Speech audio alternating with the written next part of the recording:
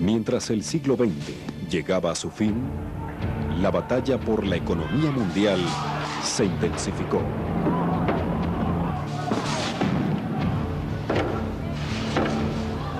Muchos le temían a la globalización y cuestionaban sus beneficios. Otros la propiciaban. Billions of people today are better off than they would have been without those trends and developments, without globalization. And very few people have been harmed by them. Desde que los terribles acontecimientos del 11 de septiembre hundieron al mundo en una crisis más profunda, han surgido nuevas interrogantes sobre los riesgos de la nueva economía mundial. ¿Será posible que el mundo, ahora globalizado, pueda superar una depresión mundial y sobreponerse a otras crisis? ¿Será el terrorismo internacional el lado oscuro de la tan prometida globalización? Can't get away from the fact that globalization makes us interdependent. So it's not an option to shed it. So is it going to be on balance positive or negative?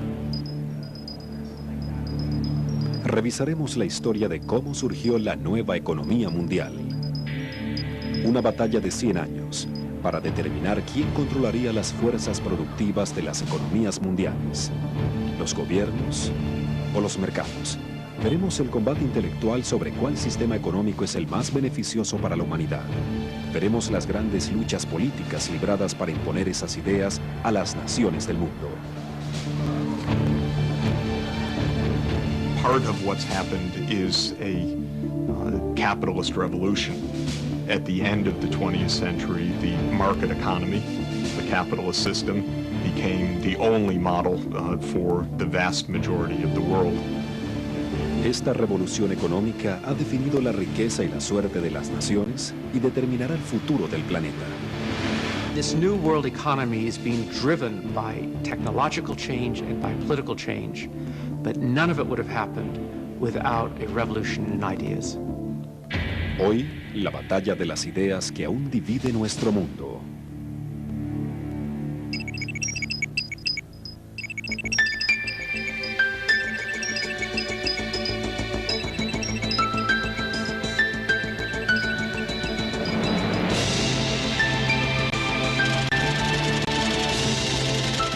Batalla de ideas.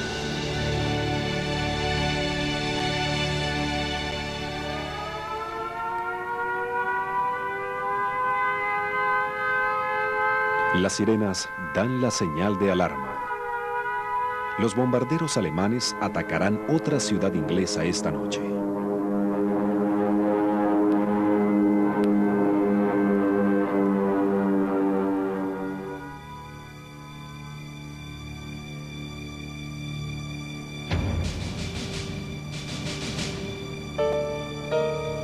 Durante el bombardeo aéreo, los dos economistas más importantes de la época compartieron las labores de vigilancia sobre el techo del King's College. Un caballero inglés y un exiliado austriaco, amigos personales, pero rivales intelectuales. De cómo la batalla de sus ideas sigue delineando nuestra sociedad, trata nuestro programa de hoy.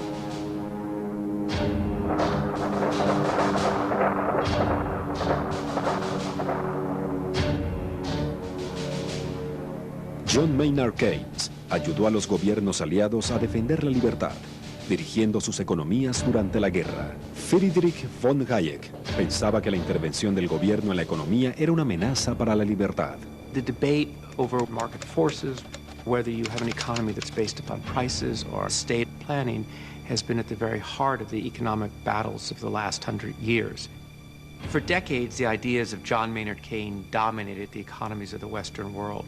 Keynes felt that the market economy would go to excesses, and when things were in difficulty, the market wouldn't work. Therefore, the government had to step in. Hayek felt that the market would eventually take care of itself. It was only when Hayek was a very old man that his ideas began to prevail and the world began to change.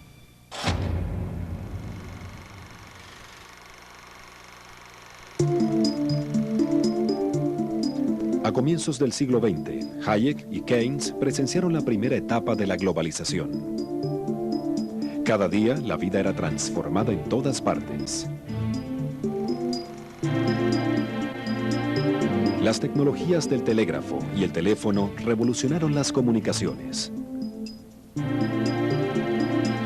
Los barcos de vapor y los ferrocarriles hicieron del mundo un lugar más pequeño. Decenas de millones migraban sin la necesidad de un pasaporte. Keynes describió este mercado mundial en el que fluía libremente el comercio. Los ciudadanos ingleses pueden ordenar por teléfono cualquier producto del planeta bebiendo el té de la mañana y esperar que llegue a primera hora del día siguiente en la puerta de su casa. La rivalidad racial y cultural del militarismo y el imperialismo no eran más que noticias divertidas de la prensa diaria.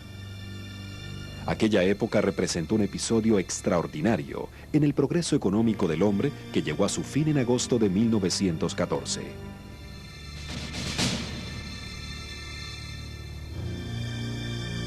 Hayek lo resumió en pocas palabras. No nos dimos cuenta de cuán frágil era nuestra civilización. El asesinato de un archiduque austríaco por un terrorista desencadenó una guerra mundial. Pasaron casi 80 años para que volviera a surgir una economía mundial.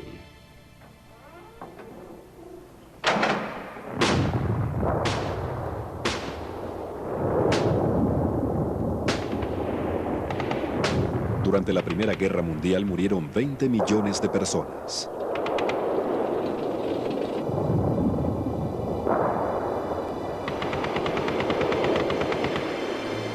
Un continente quedó en ruinas. La sangre y la matanza se mezclaron con la belleza de los Alpes italianos durante la batalla entre los ejércitos de Austria e Italia. Friedrich von Hayek sirvió en la artillería austríaca. Apenas era un estudiante de 17 años. La batalla fue feroz. Experimentó la retirada y la derrota. La Primera Guerra Mundial fue la influencia decisiva, pues atraía nuestra atención hacia los problemas de la organización política. Hayek juró trabajar por un mundo mejor. The First World War was a cataclysm. People were disillusioned, people were bitter, they were looking for something better. Socialism, communism seemed to promise that better world.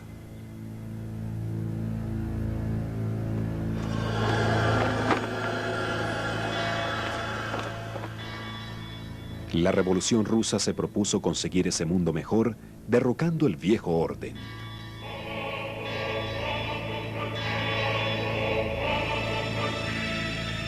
Inspirados por las teorías económicas de Karl Marx, los bolcheviques se propusieron aplastar el capitalismo. Lenin, el líder de la revolución, instó a los obreros del mundo para que se unieran contra la economía mundial. La revolución consideraba que los negocios, el comercio y la propiedad privada eran actos criminales. Lenin prometió que terminaría con la explotación económica del hombre por el hombre.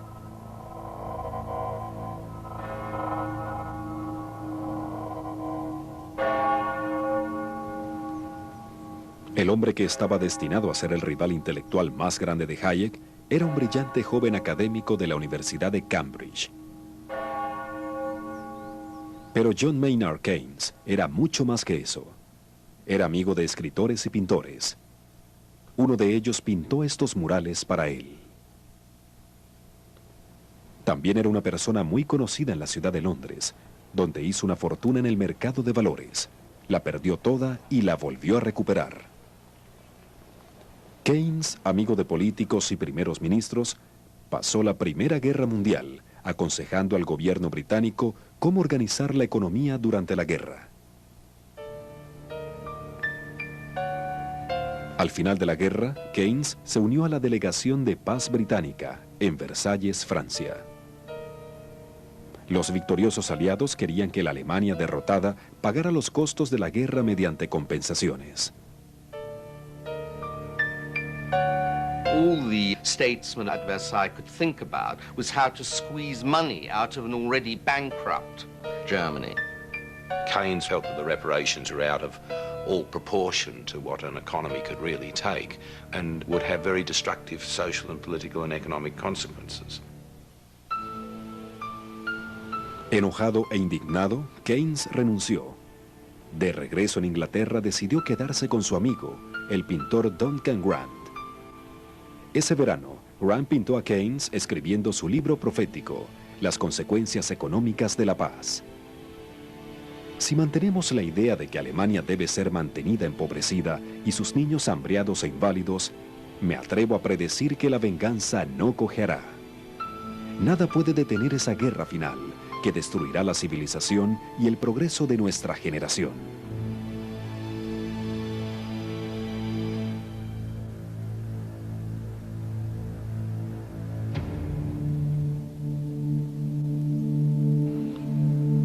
Austria había perdido la guerra y su imperio.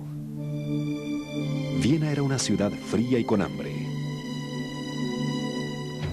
La revolución rondaba por la ciudad.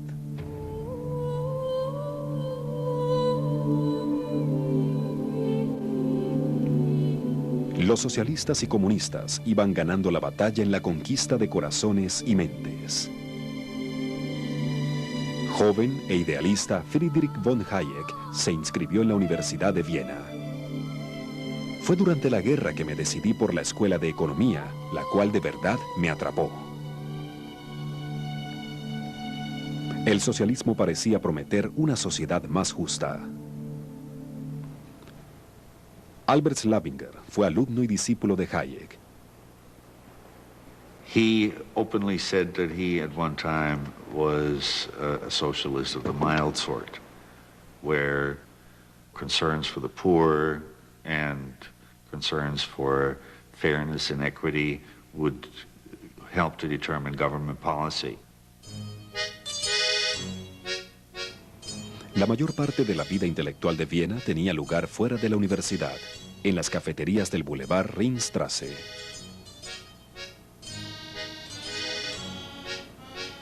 Se hacían seminarios informales para aquellos que disfrutaban las discusiones y el intercambio de ideas. Hayek se unió al círculo de un liberal apasionado llamado Ludwig von Mises.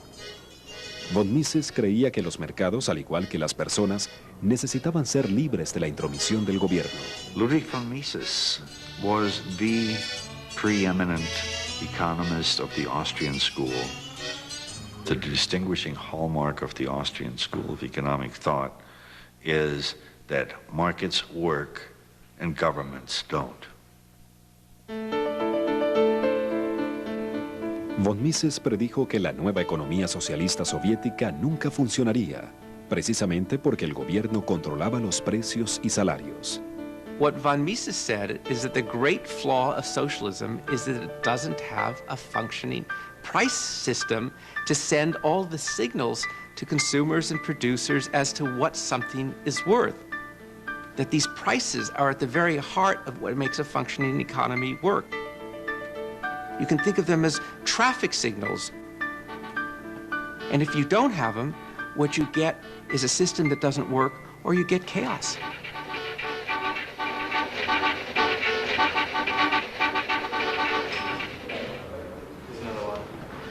Von Mises argued that free markets do it best. Why fool with anything else?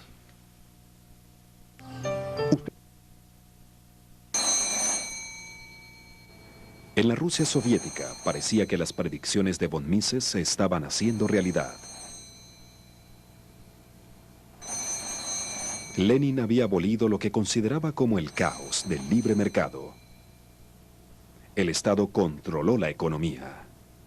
Se fijaron los precios y salarios. Pero el gran experimento marxista estaba en problemas. Lenin tenía en sus manos un desastre económico. La Rusia soviética era un país sombrío, atormentado por el frío, la hambruna y la muerte. Lenin knew that he needed a different kind of policy, and he instituted what became known as the New Economic Policy. Lenin says farmers can sell their own goods and own their own land. He says that small businesses can operate, and you start to get an economic revival. Well, his comrades on the left attacked him viciously for selling out the principles of Bolshevikism and Marxism.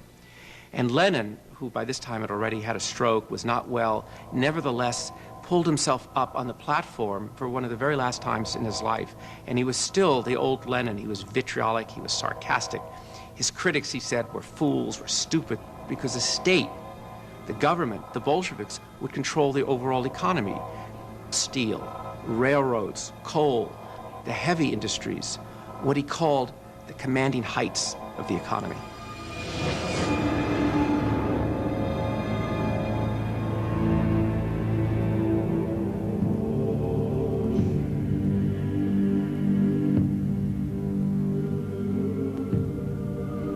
En menos de un año, Lenin murió.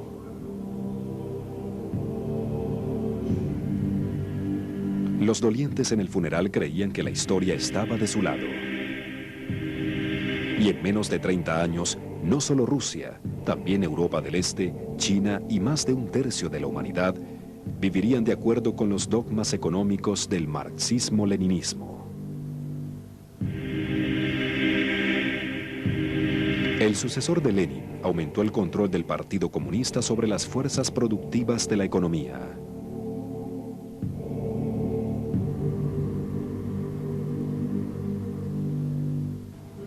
Joseph Stalin introdujo la planificación central.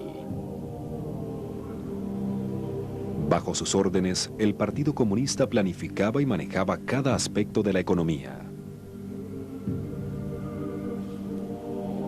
Aparentemente, el comunismo avanzaba continuamente, mientras que el capitalismo se veía disminuido.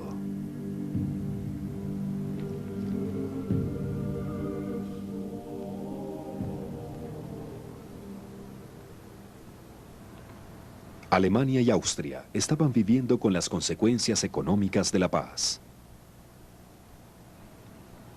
Obligados a pagar las insoportables compensaciones por la guerra, los gobiernos derrotados simplemente imprimieron más dinero. El resultado, inflación, más inflación e hiperinflación. Se necesitaba una cesta llena de dinero para ir de compras. You saw people carrying their money on wheels because you had to pay for a piece of bread billions of Reichsmark.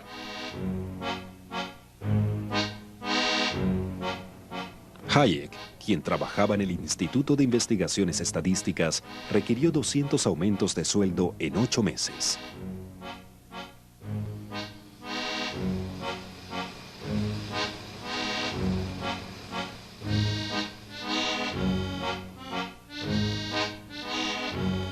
El dinero era más barato que el papel tapiz. Encendían las estufas con los billetes de 1 millón. Los zapatos que costaban 12 marcos en 1913 se vendían en 32 billones de marcos en 1923. En la cervecería favorita de Hitler, un vaso de cerveza costaba 1.000 millones de marcos. La hiperinflación agotó los ahorros de la clase media. And that was one of the reasons for the success of the Nazis, of Hitler.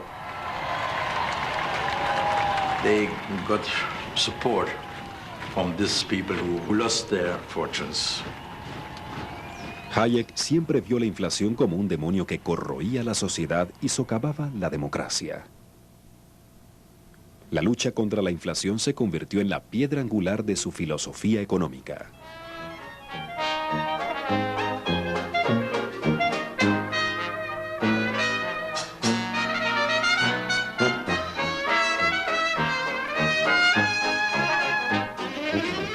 During the 1920s, while Europe was continuing to suffer the wounds of the First World War, in American cities at least, it was a boom time.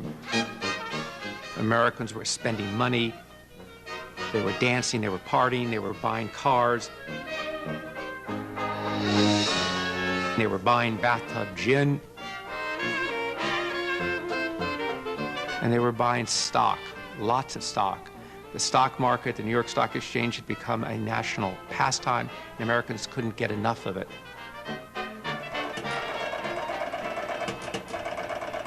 And the favorite stock of the day were in these new radio companies. Radio was like the internet of the 1920s, an industry that had come from nowhere. And the number one glamour stock was RCA, which in just a few years went from $1.50 a share to $600 a share. Americans couldn't get enough of it.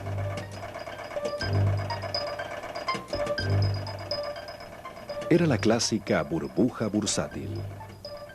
Entonces, durante el Jueves Negro, el 24 de octubre de 1929, la burbuja reventó. Los precios se desplomaron. La espiral descendente resultó imparable.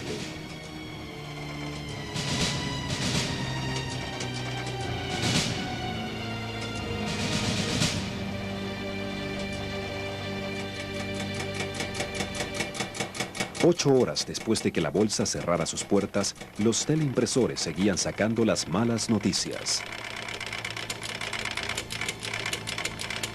El colapso de la bolsa de valores inició la caída de Estados Unidos en la desesperación.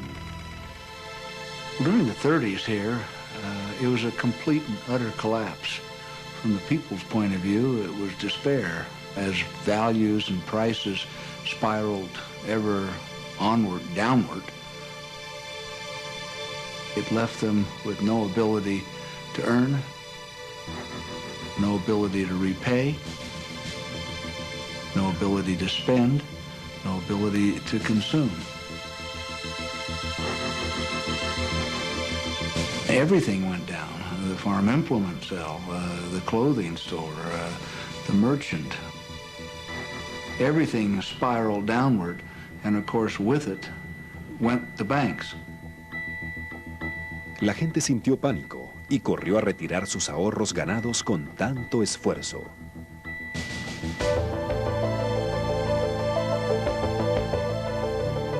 Run on a bank means lines through the lobby and out the front door and down around the block.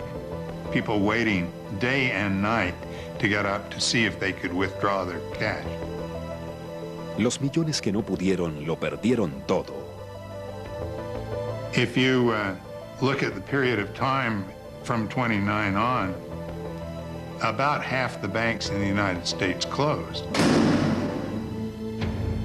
El gobierno no pudo detener la espiral descendente. De hecho, empeoró las cosas. Private construction virtually ceases. Mills and factories shut down. Railroads come to a virtual standstill. Millions of Americans, men, women, and children, wait in the cold, on bread lines, in soup kitchens. 3 million Americans are ex-wage earners, unemployed. And the ranks of the unemployed are to soar to 15 million.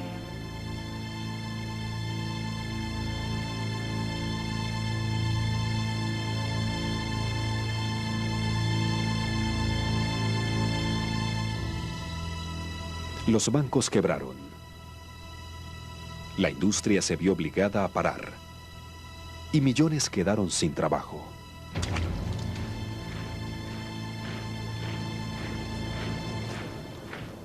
En Gran Bretaña, los obreros, muchos de ellos veteranos de guerra, marcharon a lo largo del país, exigiéndole al gobierno el simple derecho al trabajo. En Italia, España y Alemania marcharon a un ritmo diferente. Con la caída del capitalismo, la sombra del fascismo se hizo aún más evidente.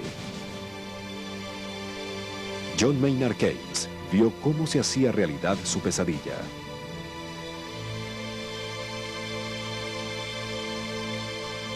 En Cambridge, Keynes se propuso salvar el capitalismo escribiendo un libro sobre las causas de la Gran Depresión y su posible solución.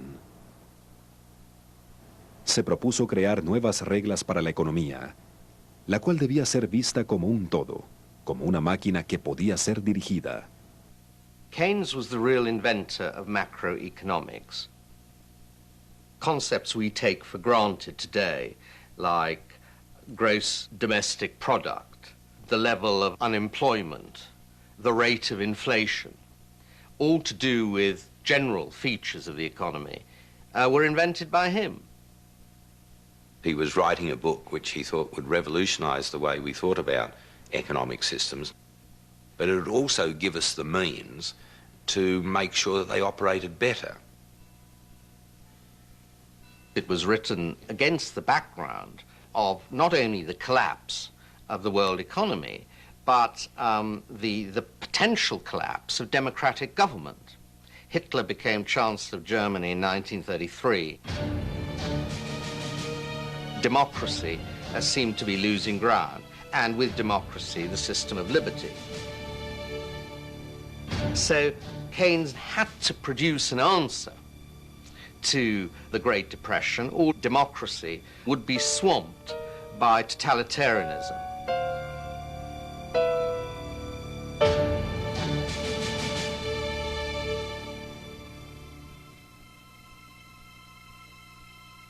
El nuevo presidente estadounidense, Franklin Delano Roosevelt, veía que el desastre económico estaba cerca. Su esposa, Eleanor, describió el día que asumió la presidencia como muy solemne y un poco aterrador. This great nation will endure as it has endured, will revive and will prosper. La voz de confianza de Roosevelt impulsó a la nación. Entonces se embarcó en un arrollador programa de reforma. For Roosevelt and the New Deal, it was a war. They were at war with the Great Depression. And they responded with frenetic activity, relief programs for the unemployed, for the hungry, programs to get people back to work. They built dams and highways and national parks. At the same time, they instituted a program of regulating capitalism in a way that had never been done before in order to protect people from what they saw as the recklessness of the unfettered market.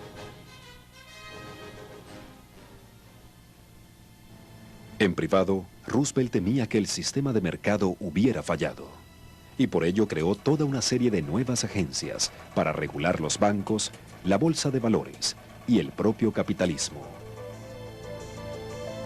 La nueva Comisión de Comercio entre Estados celebró las regulaciones del gobierno, que contuvieron las fuerzas del mercado y controlaron el capitalismo.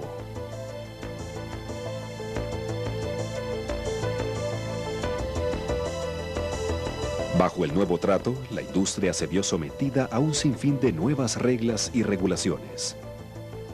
And the airline industry was a very good example of that. You'd have people who'd go into this business, be very competitive, they'd go bankrupt, new people would come in, they would go bankrupt. It was very unstable.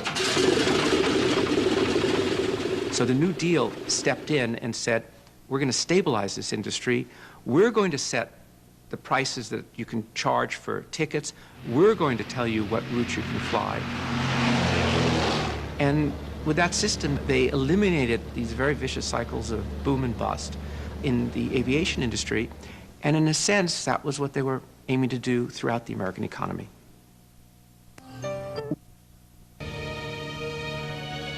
En 1936, John Maynard Keynes publicó su libro Teoría General, un análisis brillante de cómo combatir la depresión económica. Al mostrarle a los gobiernos que era posible controlar sus economías, Keynes se convirtió en el economista de mayor influencia de la época. Keynes' solution to the unemployment was for the government to spend the money and restore and maintain full employment. Los gobiernos, decía Keynes, debían gastar el dinero contra la tendencia. En los buenos tiempos debían reducir el gasto y generar reservas, y en los malos, como la Gran Depresión, debían incrementar el gasto, manejar el déficit y colocar el poder de compra en las manos de la clase trabajadora. He gave people hope that unemployment could be cured without concentration camps.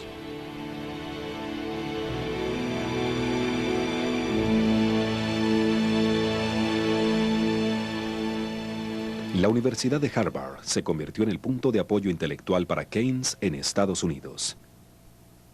John Kenneth Galbraith fue uno de los seguidores de Keynes. I've said many times, I think had something, maybe quite a bit, to do with bringing Keynes across the Atlantic.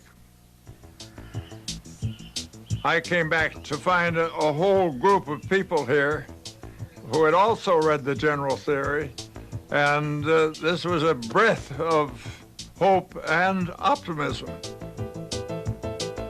Las ideas de Keynes se filtraron paulatinamente desde Harvard hasta Washington y cambiaron por completo las políticas económicas convencionales del gobierno federal. You resisted conservative finance, borrowed money, and hired people across the country, rescuing them from unemployment. That was the basic essential. And that you didn't worry about accumulating debt, or more precisely, you worried about it but did it anyway.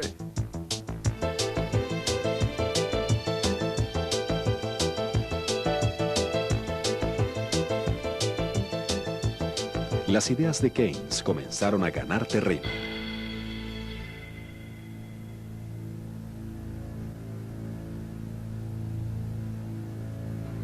Fue necesaria una guerra mundial para que las ideas keynesianas se convirtieran en política gubernamental.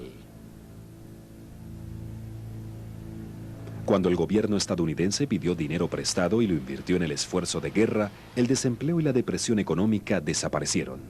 Men and women to make the uniforms, machinists to make the guns and ammunition, auto workers to produce the jeeps and trucks, to build the ships and tanks, civilian soldiers to turn out the fighters, the bombers. Encargado del control de precios y salarios durante la guerra, John Kenneth Galbraith vio cómo se recuperó la economía. One could not have had a better demonstration of the Keynesian ideas. And I think it's fair to say that as a young Keynesian in Washington, in touch with the other Keynesians there, we all saw that very clearly at the time. Según lo expresó en la radio, Keynes esperaba que en tiempos de paz funcionara aquello que sirvió en tiempos de guerra. If expenditure on armaments really does cure unemployment, the grand experiment has begun. Good may come out of evil. We may learn a trick or two which will come in useful when the day of peace comes.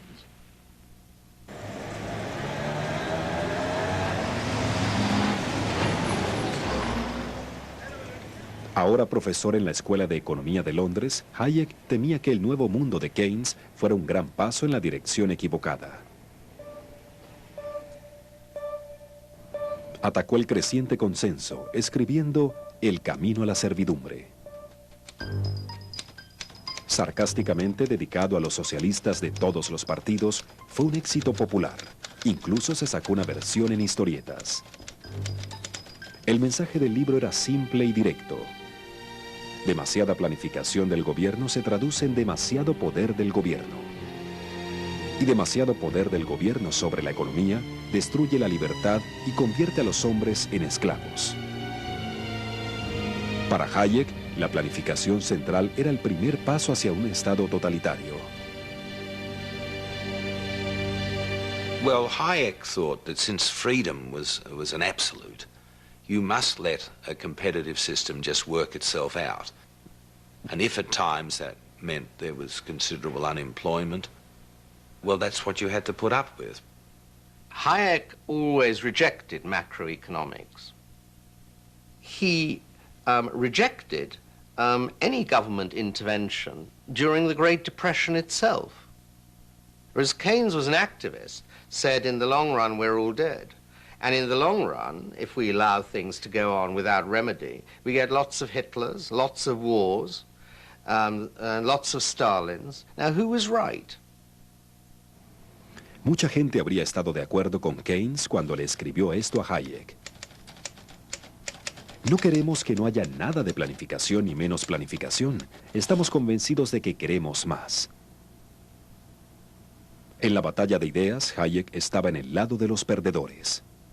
I had a fairly good reputation as an economic theorist in 1944 when I published The Road to Serfdom. And it was treated, even by the academic community, very largely as a malicious effort by a reactionary to destroy high ideals.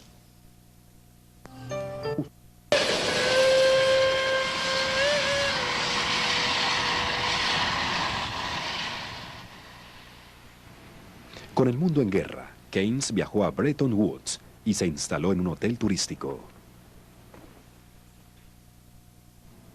Allí se reunieron delegados de todo el mundo para organizar la economía de posguerra. En la conferencia de Bretton Woods se crearon el Banco Mundial y el Fondo Monetario Internacional. Se crearon para generar estabilidad en la economía mundial y prevenir el desempleo y la depresión de los años 30. El idealismo y humanismo de Keynes fueron una inspiración. There has never been such a far-reaching proposal on so great a scale to provide employment in the present and increase productivity in the future. And I doubt if the world yet understands how big a thing we are bringing to birth. Keynes no vivió muchos años más. Enfermo y cansado, su salud se quebrantó. Pero su reputación e influencia le sobrevivieron. When Keynes died, Keynes and I were the best-known economists. Then two things happened. Keynes died and was raised to sainthood, and I discredited myself by publishing The Road to Serfdom. And that changed the situation completely. And for the following 30 years, it was only Keynes who counted, and I was gradually almost forgotten.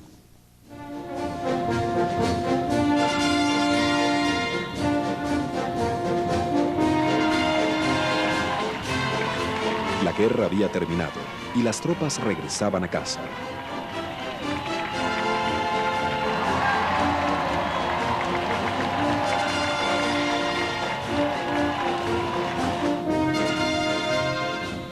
La cumbre final entre los tres países aliados en la guerra tuvo lugar en un palacio en Potsdam, en las afueras de Berlín.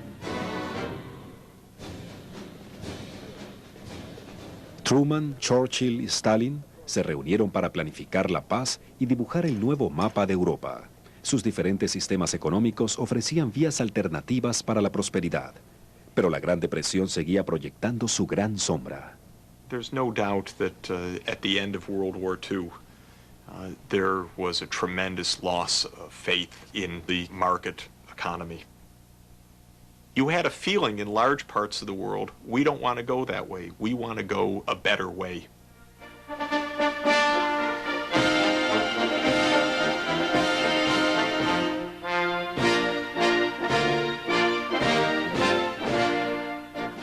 En Gran Bretaña, las tropas regresaban para votar en la gran elección nacional. Well, I came back in a troop ship in the summer of 1945. I was a pilot in the Royal Air Force, and I was picked as a 19-year-old to be the Labour candidate. All these soldiers all said, never again, we're never going back to unemployment, Great Depression, to fascism, to rearmament. We want to build a new society.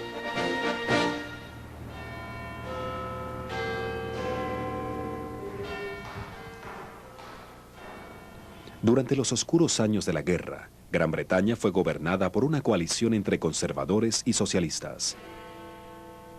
Winston Churchill, el gran líder durante la guerra y cabeza del Partido Conservador, esperaba una victoria fácil. A donde quiera que iba, asistían grandes multitudes para aplaudir al héroe de la nación. La campaña contra Churchill la encabezaba Clement Attlee, líder del Partido Laborista. Attlee sostenía que Gran Bretaña había planificado la guerra y que ahora planificarían para ganar la paz. We knew that our people would never have stood the bombardments and loss of life and the hardship if they hadn't been confident that their government was operating a policy of fair shares. We set out to ensure this system of fair shares and of planning and controls continued after the war. Churchill, quien estaba influenciado por el libro de Hayek, El camino a la servidumbre, se oponía a la planificación y los controles. No socialist system can be established without a political police, some form of Gestapo. He got carried away with this Gestapo. And this, of course, it was carrying things to absurdity. Gestapo in Britain. Attlee, un socialcristiano de temperamento moderado, le dio un giro siniestro al error de Churchill. Attlee actually went out of his way to refer to this foreign professor with this Friedrich August von Hayek, this foreign chap with a slightly German accent. Gran Bretaña fue a elecciones.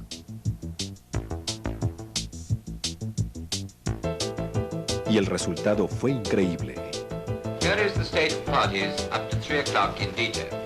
Conservatives, 180. Labour, 364. Churchill perdió. El pueblo había votado por un nuevo líder socialista. The Labour Party swept apart simply because the vast majority of people, particularly those men and women in the fighting forces, who lived through the dreadful depression years of the 30s, just said, Churchill's done a fine job as war leader, but we don't trust him to win the peace. What kind of society do you want? Attlee le prometió a su partido que juntos construirían una nueva Jerusalén. Let's go forward into this fight in the spirit of William Blake. I will not cease from mental fight, nor shall the sword sleep in my hand, till we have built Jerusalem in England's green and pleasant land.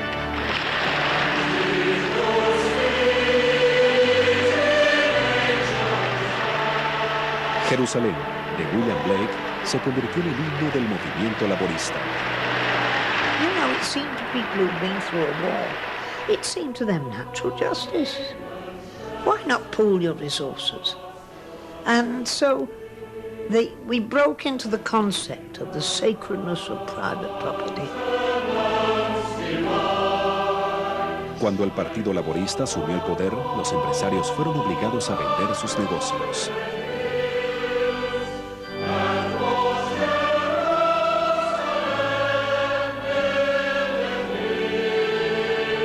El partido creó una economía mixta, en la que las industrias recién nacionalizadas coexistían con la empresa privada.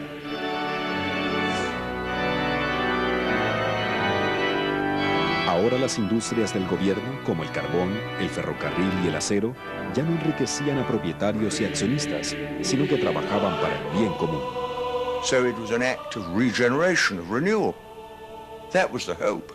And it was a hope that gave us the welfare state, gave us the National Health Service, gave us full employment, gave us trade union rights, really rebuilt the country from the bottom up. El Estado paternalista se encargaría sin costo alguno del cuidado del ciudadano desde su nacimiento hasta su muerte. Nadie, rico o pobre, debía temerle a la pobreza, la ignorancia, el desempleo, las enfermedades o la ancianidad. And people said, this is better than allowing a lot of gamblers to run the world where they're not interested in us, but only in profit.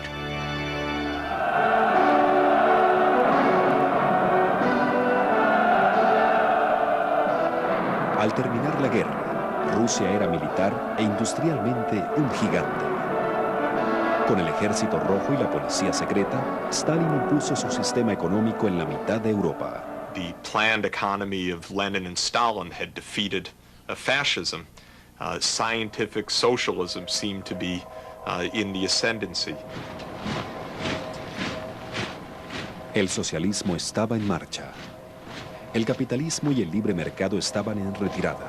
So about 1/3 of the world adopted socialism, sometimes through internal revolution, sometimes through brutal imposition by the Red Army.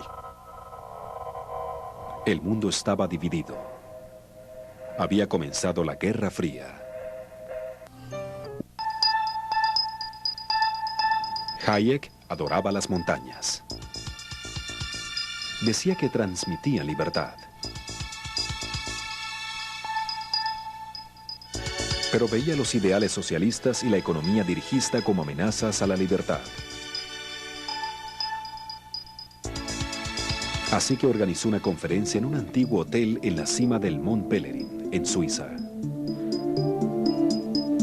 Well, what happened in 1947 was that Hayek at last brought off a great dream, which was to assemble 36, mostly economists, some historians, a few journalists, a handful of what he regarded as survivors, good eggs, good intellectuals, who understood the market economy and the whole of the case.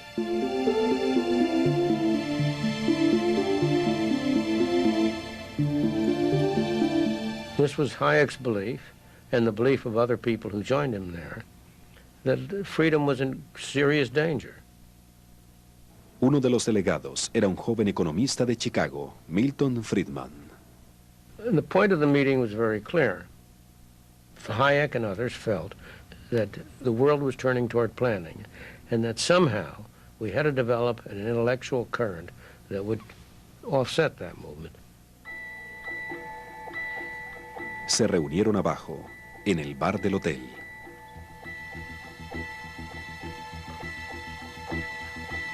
La habitación y los muebles no han cambiado mucho.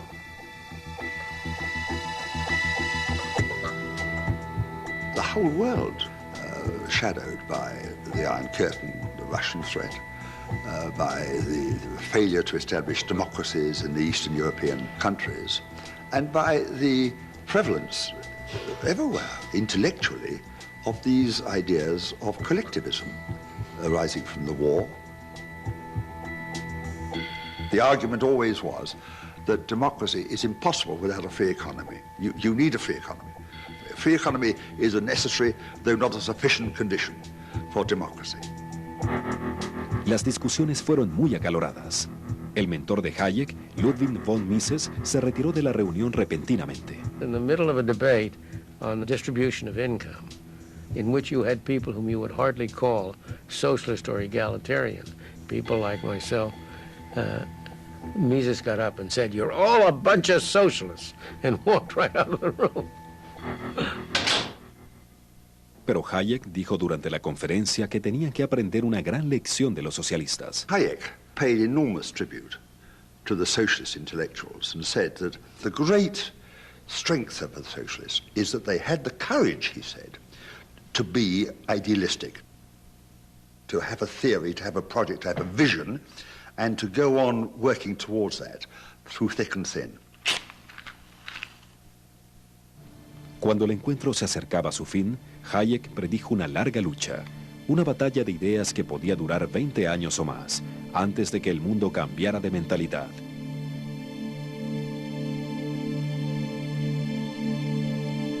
Mientras tanto, Hayek solo podía ver un destello de luz.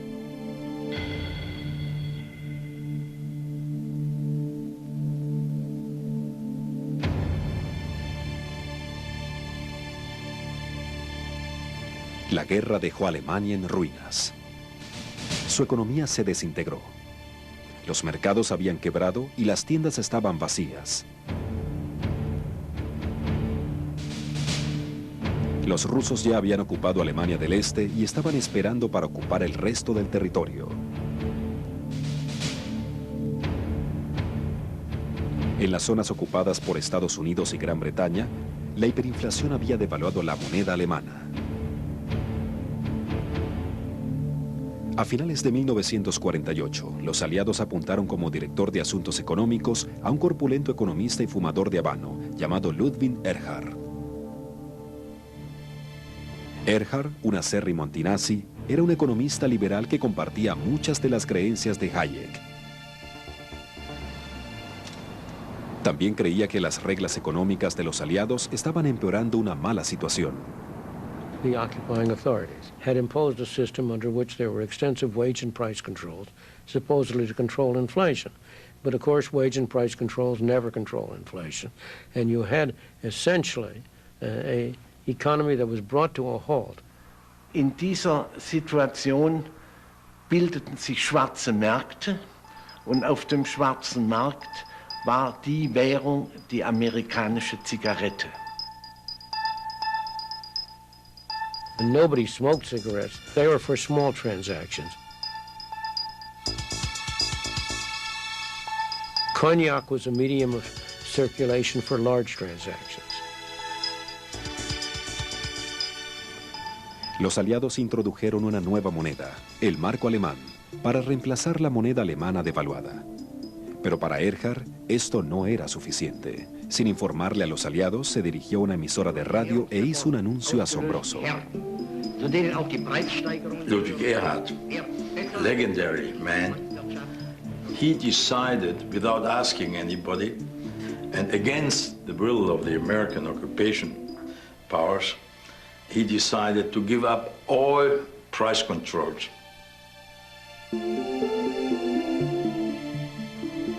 Al día siguiente, el general Lucius Clay, el hombre encargado de la Alemania ocupada, exigió saber qué pretendía Erhard. Was haben Sie gemacht? Sie haben die Preisvorschriften der Alliierten geändert. Und Erhard antwortete dann, oh, Herr General, ich habe sie nicht geändert, ich habe sie abgeschafft. Und Clay sagte dann, meine Berater sagen mir, dass das ein großer Fehler gewesen sei. Dann sagte Erhard zu Clay, Herr General, meine Berater sagten mir das Gleiche.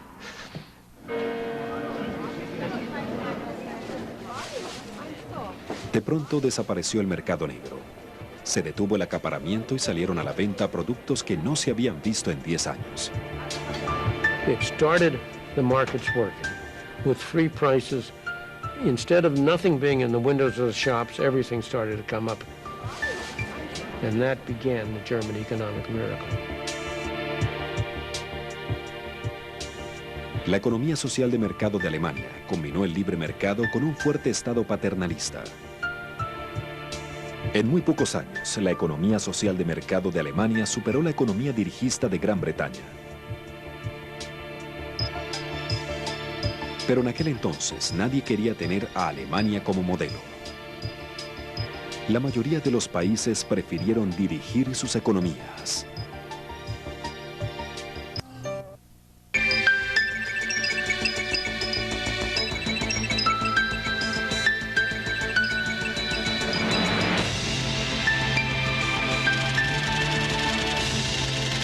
La balanza del poder.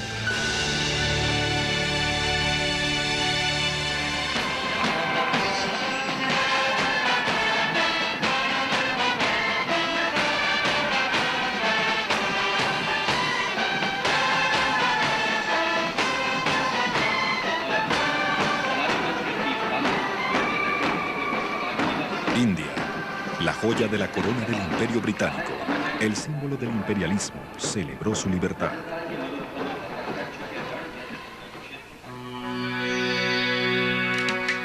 Mahatma Gandhi es el padre de la independencia. Su idea de la economía era una India sencilla de pueblos autosuficientes. Pandit Nehru, primero en ser elegido primer ministro de la India, quería industrializar y combinar la democracia parlamentaria de Gran Bretaña con el sistema de planificación central de la Unión Soviética. In the 1950s, India was the mecca of all economists. You talk of any economist in the world, and they were advising the Indian government. And the advice was, you must have a state-led model of industrial growth. The public sector must occupy what came to be called the commanding heights of the economy. And that's why steel, coal, machine tools, capital goods, all the areas of heavy industry were in the public sector and not in the private sector. Nehru puso su fe en la tecnología. Nehru was a rational thinker, and he wanted to apply science and technologies to solve the great mass poverty that prevailed at the time of independence. Guiados por Nehru, la planificación central se convirtió en una especie de ciencia. Nehru was always recruiting intellectuals in India on his side in the cause of planning. And there was this genius statistician, Mahalanobis, who was head of the Indian Statistical Institute. Nehru le pidió a Mahalanobis que pensara cómo planificar una economía. El brillante Mahalanobis pudo expresar exitosamente toda la economía india en una simple fórmula matemática. Let YT equal national income, CT equal consumption, and KT equal investment at time into open bracket, 1 plus lambda k, beta k, close bracket, minus 1 are fractions of investment allocated to industries producing capital goods, that is K sector, and consumer goods, that is C sector respectively.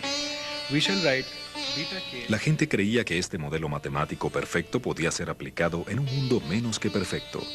And at that time, Mahalanobis' model was hailed as one of the pioneering mathematical models for planning in a mixed economy.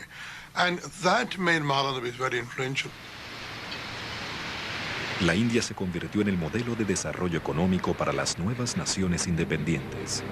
Para los países en vías de desarrollo, el socialismo, la planificación, el control estatal, la regulación y la propiedad privada se convirtieron en el evangelio. En toda África la gente miró al socialismo como la vía para salir de la pobreza. En América del Sur, los gobiernos escogieron el control estatal como la vía hacia la modernización. El éxito aparente de países comunistas como la Unión Soviética y China parecía mostrar el camino.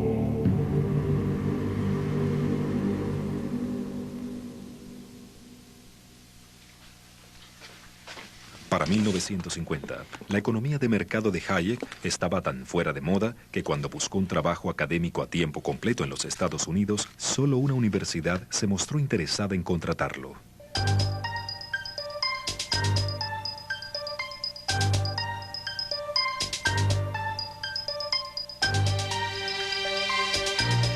Chicago has always been an exceptional place, out of the mainstream. Chicago is geographically isolated. This affects Chicago's intellectual influence in many more areas than economics.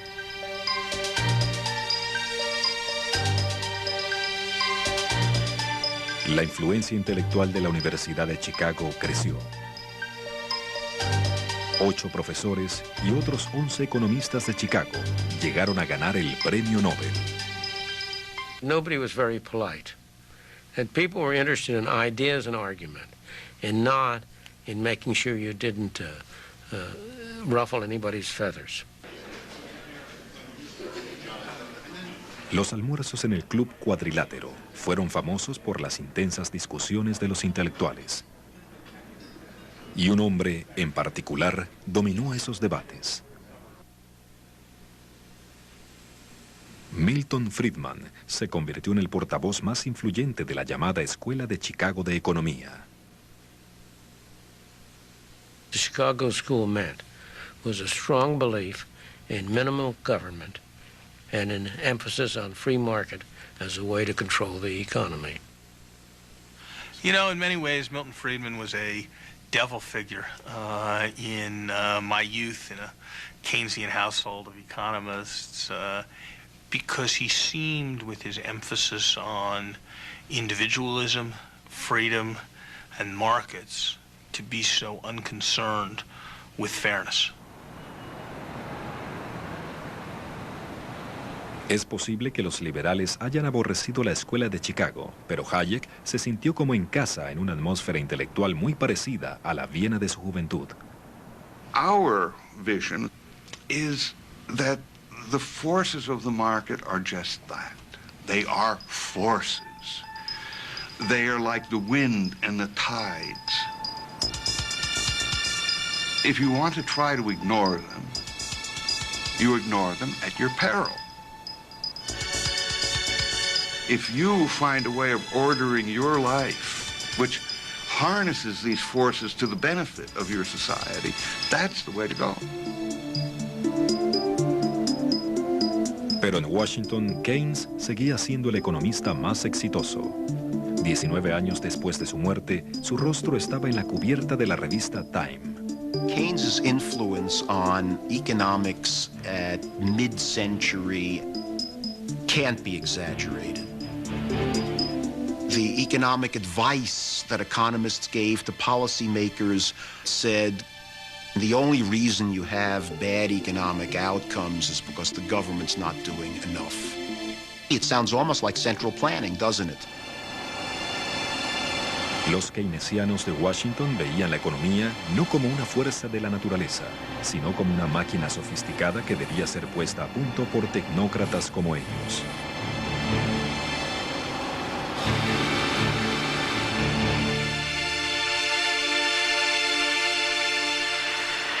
El consenso de los keynesianos quedó demostrado cuando el presidente de la prestigiosa Ivy League, John Kennedy, recibió un título honorario en Yale.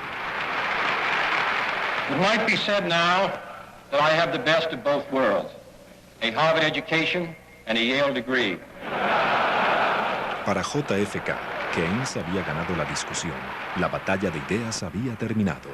What is at stake in our economic decisions today is not some grand warfare of rival ideologies which will sweep the country with passion, but the practical management of a modern economy.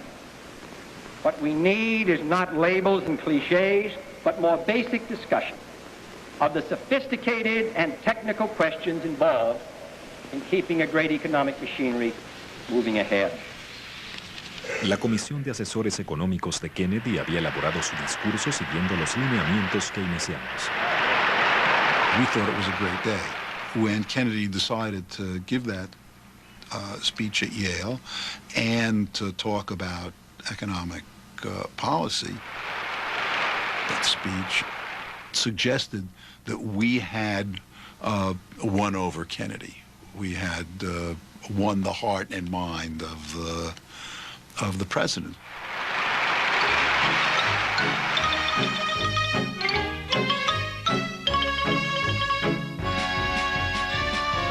Durante los que se dieron a conocer como los 30 gloriosos años, la economía keynesiana funcionó como se esperaba.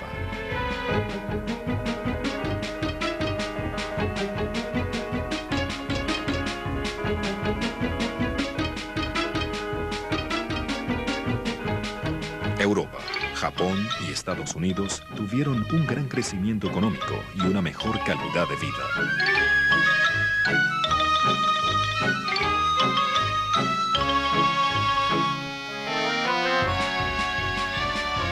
Al final de la guerra, disfrutaron de una prosperidad que nunca imaginaron.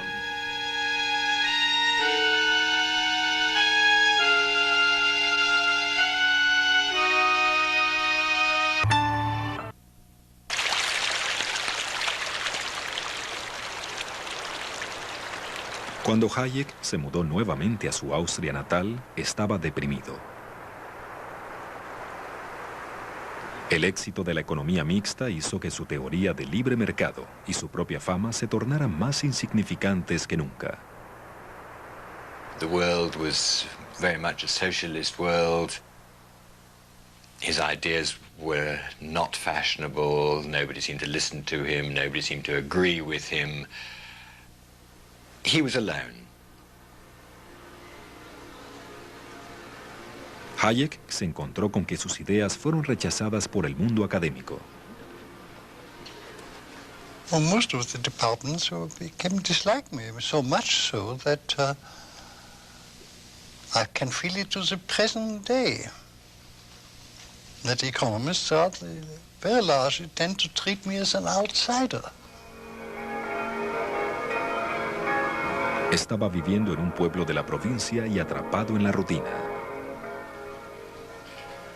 Pero el mundo exterior estaba comenzando a cambiar. Hojeando el diario en su restaurante de costumbre, Hayek leyó cómo la inflación y el desempleo estaban aumentando al mismo tiempo. Había una nueva palabra para describir esto: estanflación.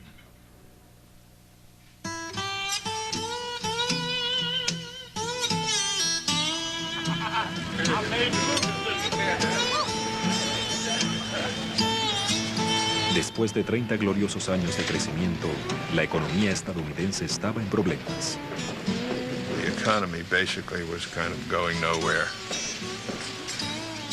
and had inflation, which didn't seem to get cured, and kind of a malaise in the economy. Stagflation was the end of naive Keynesianism. You had two things at the same time, which under the Keynesian view would have been impossible.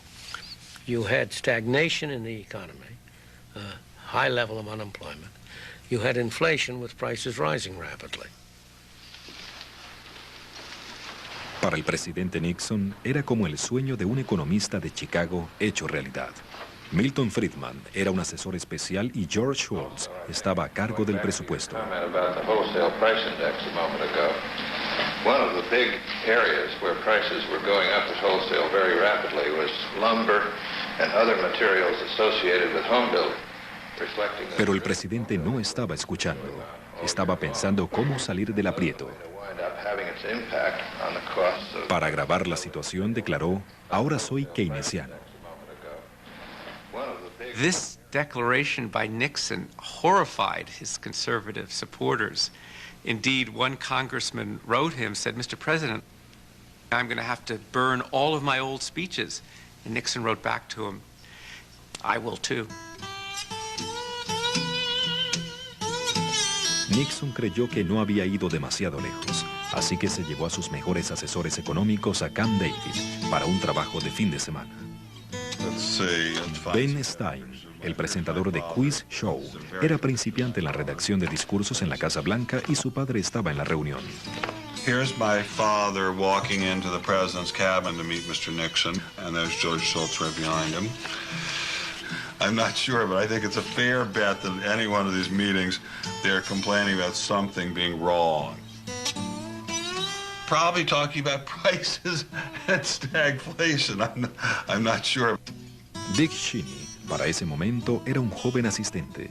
I always remember a debate we had during the Nixon administration, when the public was convinced that food prices were going up. So the political debate was whether or not we should impose a freeze on food prices. Nixon, el supuesto republicano conservador, optó por el control de precios y salarios. Nixon was a great one for doing something. I think, in retrospect, we now know it would have been better to do nothing, but he was in favor of doing something. I was there, and I opposed them. Wage and price controls, you could see analytically, would get you in a lot of trouble. Time has come for a new economic policy for the United States. Its targets are unemployment, inflation. At one point, President Nixon spoke up and quoted Nikita Khrushchev. And he said, Khrushchev once told me that sometimes in order to be a statesman, you have to be a politician for a while. The problem with him was that he was willing to sacrifice principle too easily for political advantage.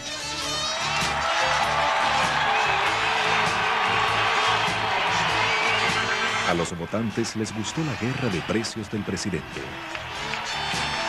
Nixon ganó la reelección en forma aplastante, pero a la economía no le fue tan bien. Right away, the economy went out of whack. People couldn't cover their costs. Ranchers stopped sending cattle to market. Farmers started drowning their chickens. Instead of controlling inflation, they were creating shortages.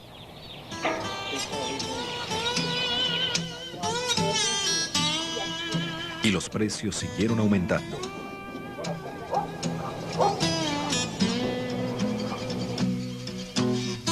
The last time I saw Nixon in the Oval Office was George Shultz. President Nixon said to me, "Don't blame George for this silly business of wage and price control, meaning George Shultz. And I said to him, "Oh no, Mr. President, I don't blame George. I blame you."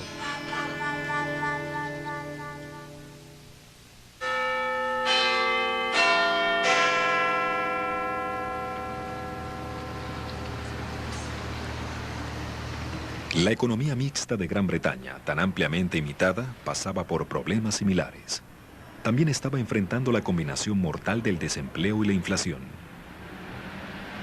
En teoría, el primer ministro conservador Ted Heath y su gabinete creían en los mercados. En la práctica, como Nixon, hicieron un drástico giro y usaron los controles de precios y salarios para combatir la estanflación. I was a junior minister in Ted Heath's government, and I remember having to attend meetings of 3 or 4 other ministers where we would actually decide the level of charges plumbers could charge next week to repair taps, and how much taxi drivers could charge for fares, and how much hairdressers should get in wages. It was absolutely unbelievable. It all came to a very sticky end, a complete collapse. Una huelga de los mineros del carbón y una crisis de petróleo hundieron al país en la oscuridad. Los votantes culparon a Ted Heath y con sus votos sacaron del gobierno a los conservadores. Well, we're virtually out of business while the power's off. We've got no sense that we can operate at all. Como ministro del gobierno derrotado, Keith Joseph pudo ser un intelectual más bien ingenuo, pero su búsqueda de nuevas respuestas cambió la forma en que Gran Bretaña y el mundo pensaban sobre la economía y la sociedad. Keith wore a hair shirt. He beat his breast and said we were to blame. We've got it wrong. And he did beat his breast. He was called a mad monk. I thought I was a conservative. I thought I was a conservative. But all the time I was in favor of shortcuts to utopia. I was in favor of the government doing things because I was so impatient for good things to be done. And when he appeared on television, he had a vein in his head which kept throbbing. And people said, "Oh, this is a very strange figure indeed, this man." It's only to be expected. But nonetheless, he started the rethink of conservative policy. La búsqueda de Keith Joseph lo trajo a este lugar, donde un grupo de seguidores de Hayek, con su estímulo, organizaron un lugar para el intercambio de ideas al que llamaron Instituto de Asuntos Económicos. The Institute started in 1957, you could say, as a direct result of the Montpellier Society, of the Road to Serfdom, of Hayek's ideas of freedom and competitive enterprise.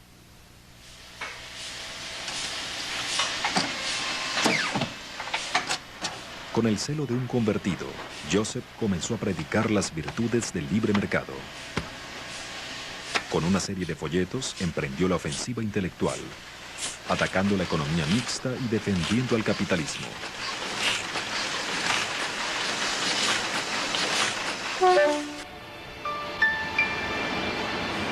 Mark Garnett es biógrafo de Keith Joseph. From the middle of 1974, Joseph undertakes a crusade to convert the country to his way of thinking.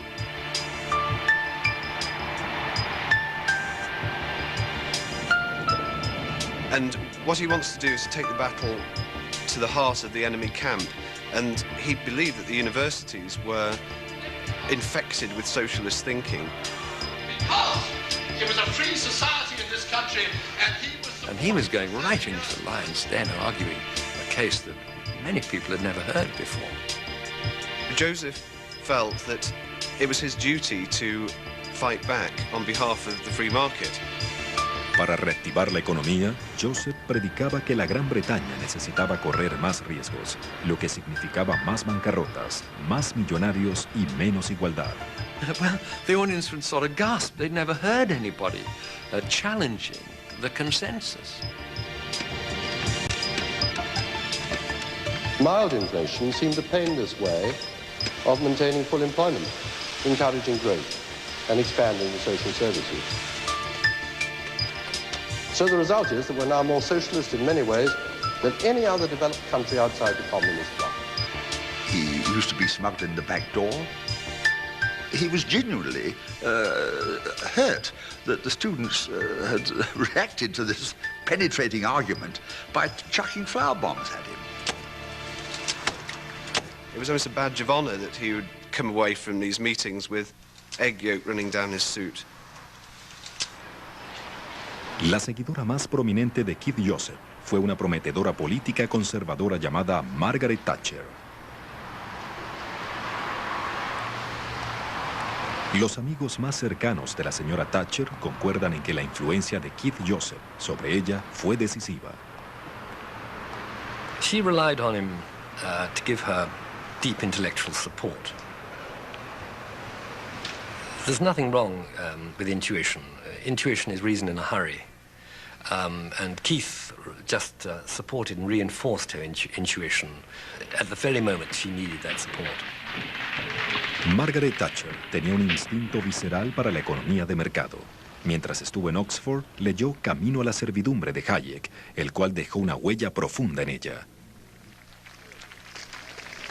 Años después, cuando se convirtió en la primera mujer líder del Partido Conservador, lanzó el libro de Hayek sobre la mesa y anunció: "Nosotros creemos en esto". Thatcher's office came on and said, could she come and drop in to see him?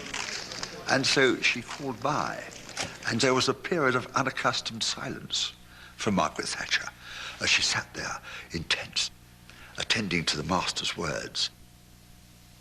En 1974, Hayek percibió que el mundo comenzaba a seguir sus ideas. So far as the movement of intellectual opinion is concerned, it is now, for the first time in my life, moving in the right direction.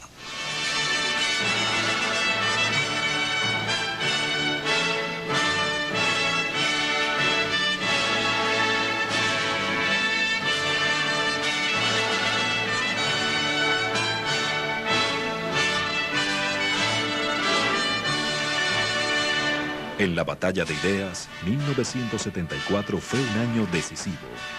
El premio Nobel de Hayek fue una sorpresa, pero el balance ahora se alejaba de Keynes y se acercaba más a Hayek.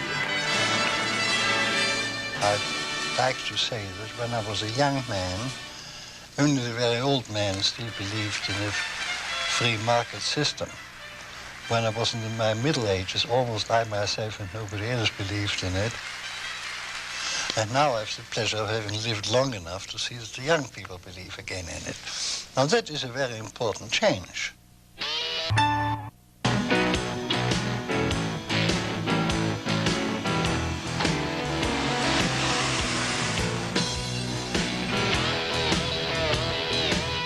La economía estadounidense estaba pasando por la peor crisis desde la Gran Depresión. La industria disminuyó el ritmo. Aumentó el desempleo. La guerra del Yom Kippur en el Canal de Suez fue seguida por un embargo petrolero árabe. Los estadounidenses hacían cola en las gasolineras y los precios siguieron aumentando.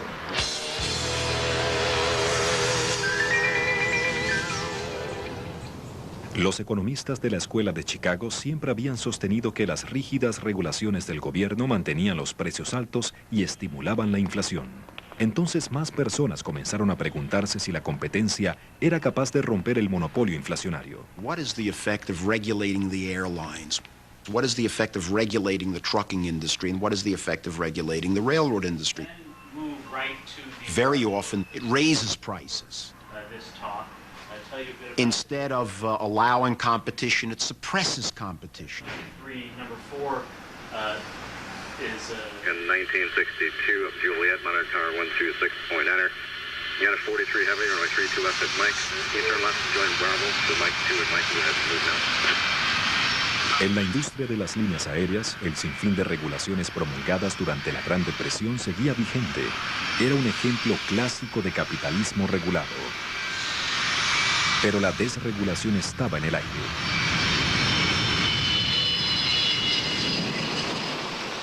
Stephen Breyer, ahora juez de la Corte Suprema y en aquel entonces profesor de Harvard, fue llamado por el senador demócrata liberal Ted Kennedy para dirigir una investigación del Senado sobre las regulaciones de las aerolíneas.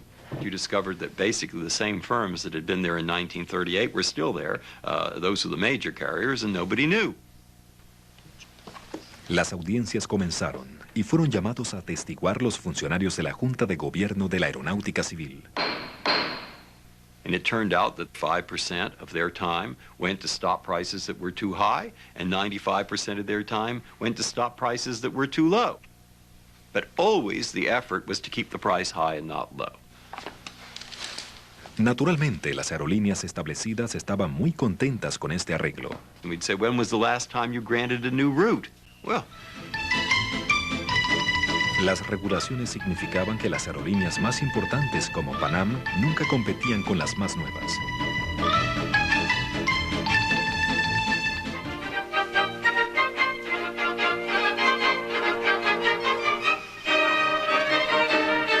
El hombre que eliminó las regulaciones de las aerolíneas ha admirado toda su vida a Hilbert y Sullivan.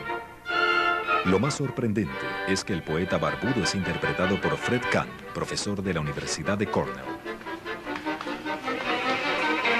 Kahn quería un ambiente regulatorio más ambicioso, donde el mercado tuviera libertad para buscar beneficios sin el peso muerto de una burocracia excesiva.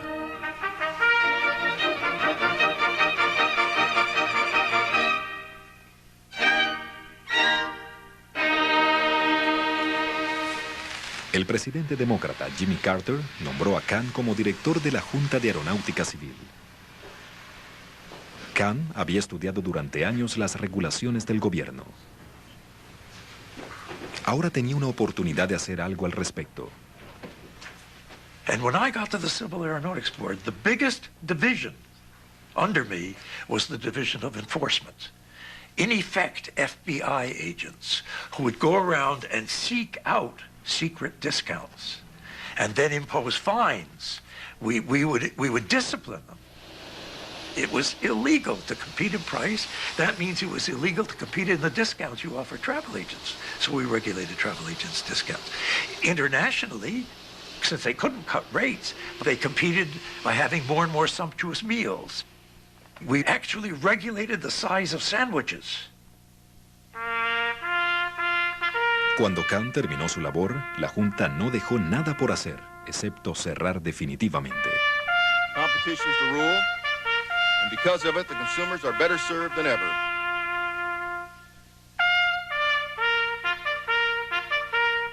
La desregulación de las aerolíneas trajo una angustiosa turbulencia mientras las nuevas aerolíneas iban y venían. Como su padre, Judith Hammond, trabaja en la industria de las líneas aéreas. My dad was a jet mechanic with Braniff. At the age of 59, he found that his skills were no longer desirable or needed. And when Braniff came back, because of the duty to hire, he came back at half the salary that he had made before.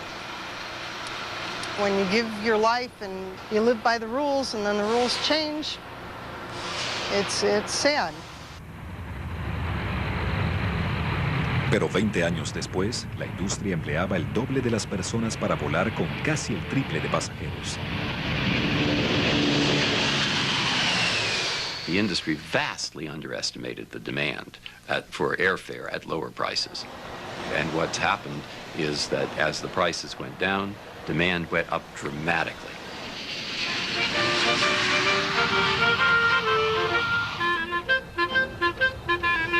And once they were free to compete, you began to get Super Saver fares and Super Apex fares and potato fares and peanuts fares. And so an explosion of discounting and competition. Well, those were dramatic.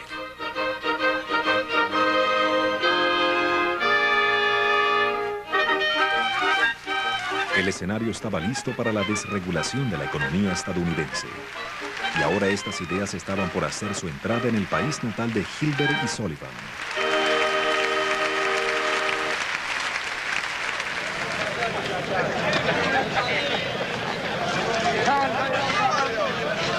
Well, 5% no good to nobody, is it? Do you think you can win this strike? Yes, I do.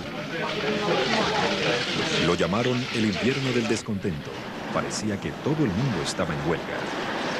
I think it stinks like all the other damn strikes in this country run by the filthy socialist communist unions.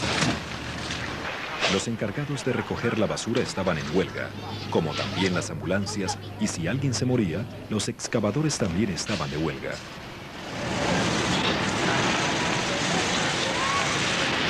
Con la economía en un deterioro aparentemente terminal, el pueblo votó por un nuevo gobierno conservador dirigido por Margaret Thatcher.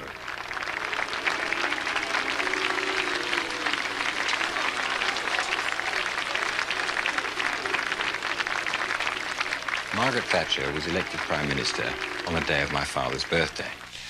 So he sent her this telegram from Freiburg. Thank you for the best present to my 80th birthday that anyone could have given me. And a few days later, she wrote back from 10 Downing Street. Dear Professor Hayek, I'm very proud to have learnt so much from you over the past few years.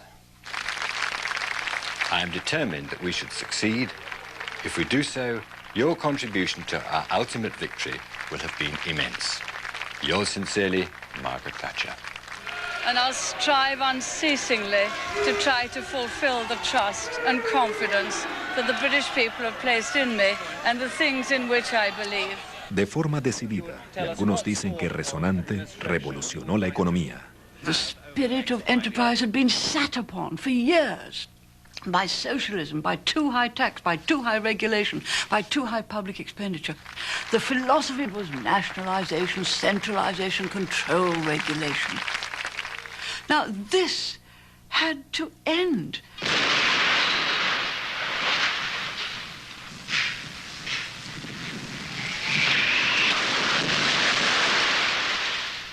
La señora Thatcher recortó los gastos del gobierno y cortó los subsidios a las empresas. De inmediato se produjeron miles de quiebras y mayor desempleo. Muchos la describieron como indiferente. Gran Bretaña raras veces había estado tan dividida. ¡Maggie, Maggie, Maggie! ¡Maggie Thatcher! La señora Thatcher no tenía tiempo para los economistas keynesianos convencionales, quienes le rogaban que usara el dinero del gobierno para disminuir el dolor. Those who urge us to relax the squeeze, to spend yet more money indiscriminately in the belief that will help the unemployed and the small businessman, are not being kind or compassionate or caring. I have only one thing to say. You turn if you want to. The ladies not for turning. En Gran Bretaña estaban dibujadas las líneas de batalla. En Estados Unidos, la lucha todavía estaba en progreso.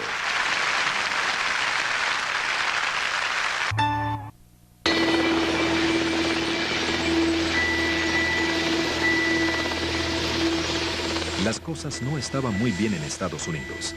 El presidente Carter habló de malestar y pérdida de la confianza en el país.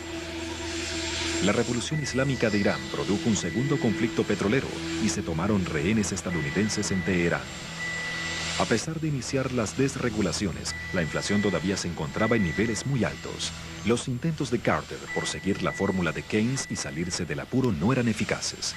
Jimmy Carter was maybe the high point of Keynesian behavior, and it simply was not working.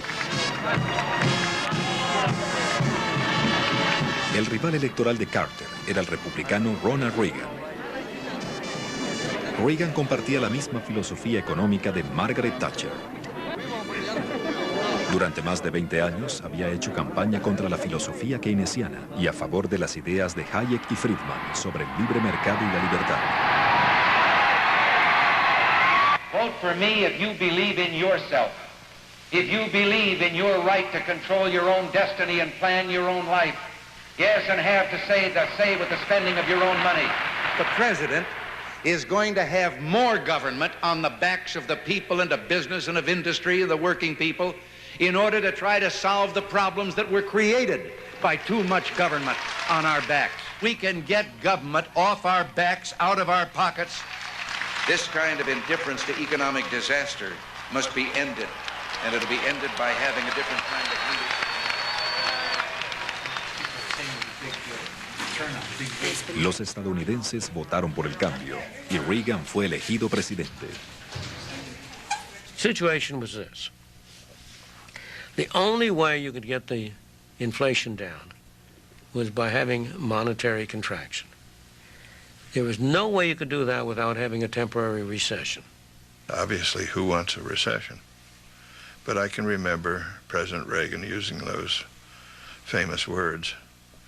If not now, when? If not us, who? El desempleo llegó al 10%. Nadie se había dado cuenta de cuán duro sería.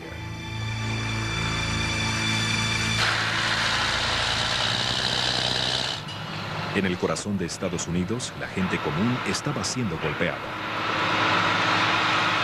Well, the interest rates, that eats up all your profit. It becomes very difficult to keep your business running right.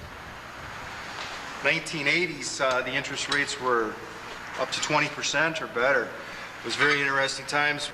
I remember, cash flows got very tight. As things got tighter and tougher, creditors forced sales. Come up with the cash or we're going to have to liquidate you. It's a hole that almost seems impossible that you can get out of. If you had told me in August of 1979 with interest rates, the prime rate would get to 21.5%, I probably would have crawled into a hole. Would have crawled into a hole and cried, I suppose, but we lived through it.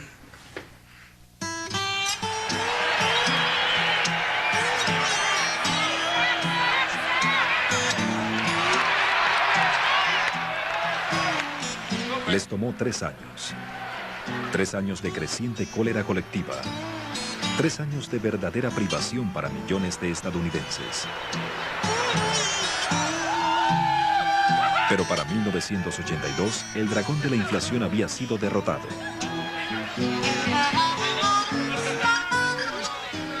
What changed drastically in the 1980s and running through today is the kind of presumption that inflation is bad. The primary job of a central bank is to prevent inflation. That's a very different environment than the 50s and 60s. Ladies and gentlemen, the President of the United States. Reagan y Boyker habían puesto a los Estados Unidos en un nuevo curso económico. From our very first day, we've been working to undo the economic wreckage they left behind. Llamaron Reaganomía a la política económica de Reagan y tenía 4 elementos claves. The first was the concept of sound money. The second was deregulation. The third was modest tax rates. And the fourth was limited government spending. Sounds pretty conventional now, but when Reagan was elected, he was vilified by his opponents as being some radical extremist. They just can't accept that their discredited policies of tax and tax, spend and spend are at the root of our current problems. La reducción de impuestos de Reagan, la más grande en la historia, produjo grandes déficits. Our program has only been in effect for some 40 days. Pero la economía comenzó a crecer de forma sostenida. There's no doubt in my mind that those actions of Reagan, lowering tax rates, plus his emphasis on deregulating, unleashed the basic constructive forces of the free market. And from 1983 on, it's been almost entirely up.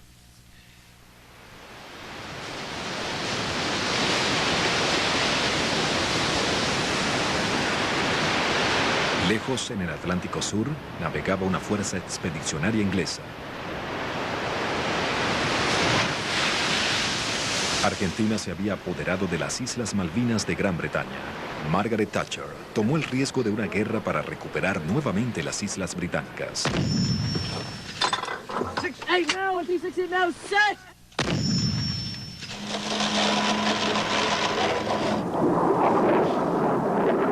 Antes de la guerra, su popularidad estaba tocando fondo. La victoria en las Malvinas le aseguró a Margaret Thatcher su permanencia en el gobierno.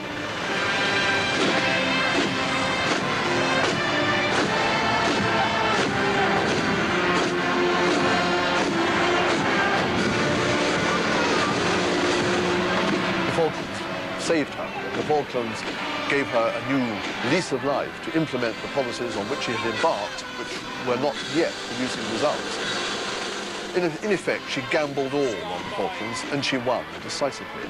And that, of course, not only greatly bolstered her standing within the Tory party, bolstered her standing in the country, and it greatly enhanced her reputation internationally. La Guerra de las Malvinas la preparó políticamente para luchar la batalla final por el alma de la economía británica. El impacto fue internacional.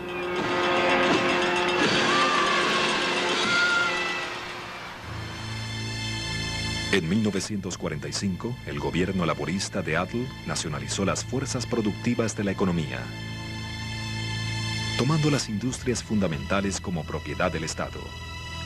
Para los partidarios de Thatcher, estas industrias del Estado eran el objetivo principal. So the whole efficiency of nationalized industries was running down. Why should they be efficient? They had access to the treasury purse. La señora Thatcher quería eliminar los subsidios del gobierno a las industrias del Estado y someterlas a la disciplina del mercado. The nationalized industries fell to pieces. They lost huge sums of money. They put the prices up massively and still weren't able to make a profit. They were bleeding the nation dry, the taxpayer dry, and they weren't doing a good job for their customers. Las minas de carbón y los sindicatos de los mineros se convirtieron en el reto más grande de Thatcher. The coal miners represented the last bastion of the socialist mindset in the UK. One of the most singularly important economic/political events for the world economic system was Margaret Thatcher's government's confrontation with the coal miners. El 75% de las minas de carbón de Inglaterra estaban perdiendo dinero. Recibieron subsidios del gobierno por $3.000 millones al año para mantenerse operativas. Pero estas estadísticas eran vistas como irrelevantes por hombres como Ken Capstick, un socialista radical quien lideraba el sindicato de los mineros. What they would say was that in America, for instance, coal produced at the pithead was cheaper than coal produced at the pithead here.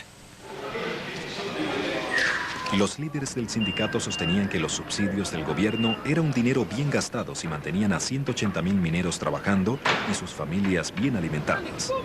Miners used to say, and I can remember them saying it, while ever I've got these, I'll always have a job. Fue un enfrentamiento histórico entre antagonistas. Ambos lados sabían que los mineros habían derrocado el gobierno conservador de Ted Heath 10 años antes.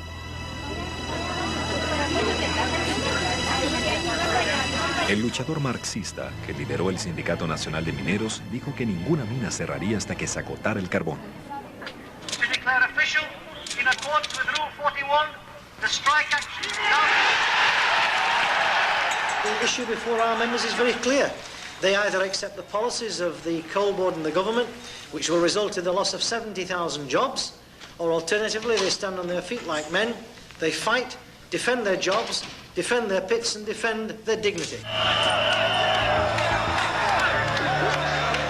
Las manifestaciones masivas ilegales afuera de las minas en funcionamiento terminaron en choques violentos con la policía.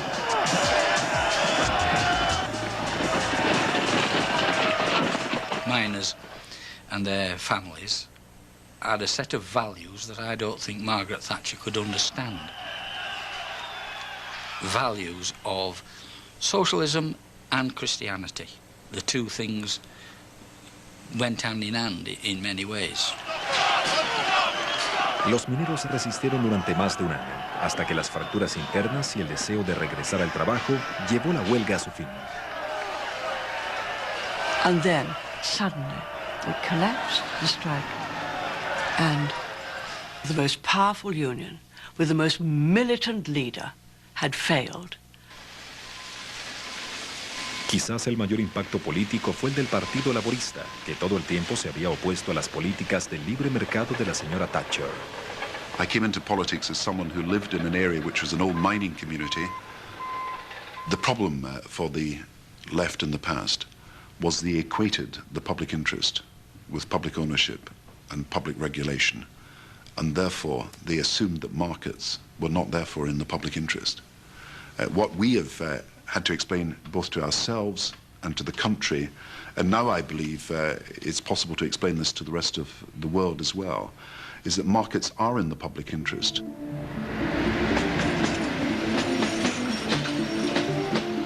One of the most important things that the government of Margaret Thatcher does is invent this thing called privatization. That is taking these state-owned companies, these nationalized industries, and selling shares to the public. Una por una, el gobierno de Thatcher puso las fuerzas productivas de la economía inglesa a la venta. La electricidad, los teléfonos, el combustible, el gas, el carbón, el acero, los trenes y los aviones, incluso el agua.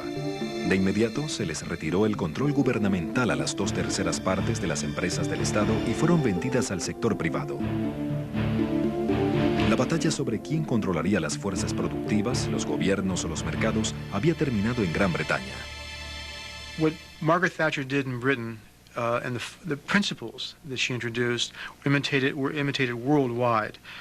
Asia, Latin America, even in Africa, and to some degree in the Middle East. The coincidence of Thatcher and Reagan having been in office at the same time was enormously important for the public acceptance worldwide of a different approach to economic and monetary policy. If you look at the whole of the 20th century, there's been a huge cycle. Less government was the orthodoxy at the beginning of the 20th century. More government clearly was the orthodoxy for the middle part of the 20th century. And now the later part, going into the new millennium, we're back to where we were practically at the start of the century. And you have to give folks like Hayek and Friedman, and then later Reagan and Thatcher, their due for pushing all of this along. I remember the foreign minister and finance minister from another country saying to me, "You're the first prime minister who's ever tried to roll back the frontiers of socialism. We want to know what's going to happen, because if you succeed, others will follow." En 10 años, todos los gobiernos se retiraron de las fuerzas productivas de sus economías. En la batalla de las ideas, el péndulo se había movido del gobierno al mercado, de Keynes a Hayek. Solo el tiempo dirá qué preguntará la gente a sus gobiernos en el caso de una nueva recesión, una depresión o una guerra.